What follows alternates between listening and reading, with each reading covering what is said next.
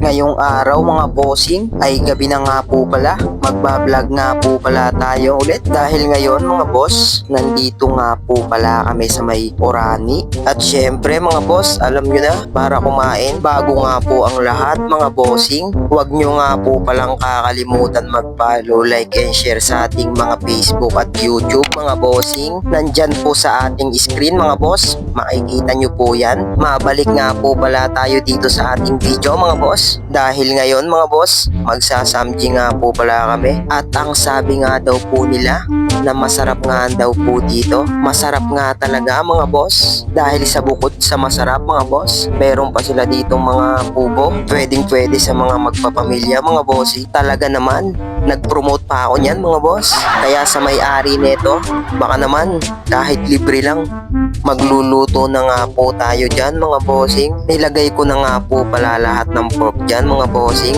para mabilis na nga pong maluto. Dahil gutom na nga po pala kami dyan mga boss. At syempre mga boss, first bites natin para sa inyong lahat yan.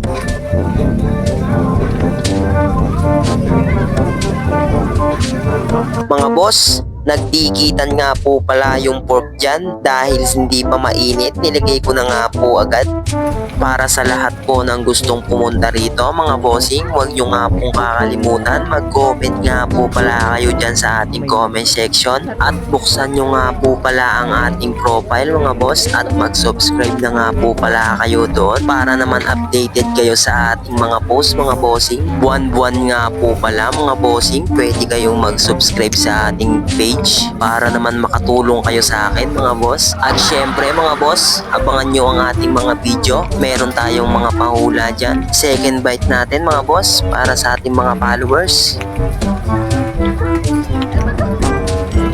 Nagliligpit na nga po pala yung asawa ko dyan mga boss. Hanggang dito na nga lang po ulit mga bossing. Salamat sa panonood ng napakaikling video na to.